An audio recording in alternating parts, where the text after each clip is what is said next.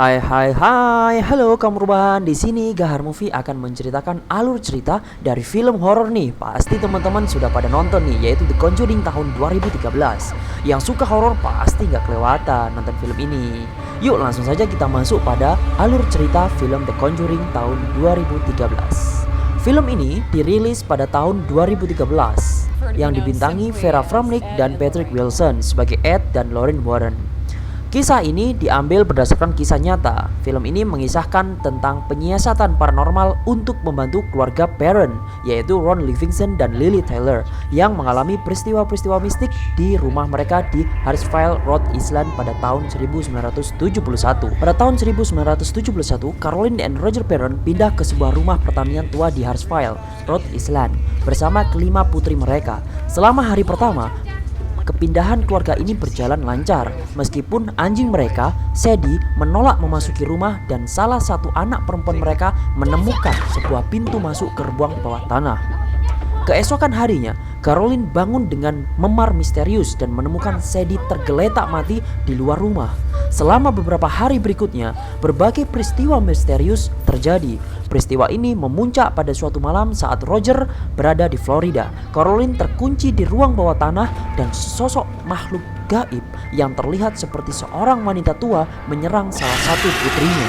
Caroline menghubungi investigator paranormal bernama Ed dan Lorraine Warren untuk meminta bantuan. Pasangan Warren mulai melakukan penyelidikan dan menyimpulkan bahwa rumah tersebut mungkin membutuhkan ritual pengusiran setan. Tetapi ritual tersebut tidak bisa dilakukan sebelum mendapatkan izin dari gereja Katolik.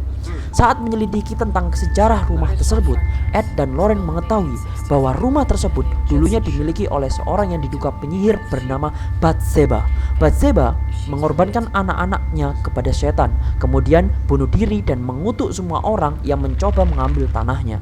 Tanahnya ini dulu seluas 200 hektar lebih, tetapi telah dibagi-bagi.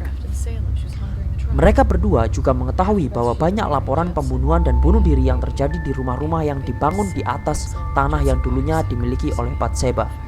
Ed dan Lorraine kembali ke rumah dan berupaya untuk mengumpulkan bukti agar mendapatkan izin dari gereja Katolik untuk melakukan ritual pengusiran setan.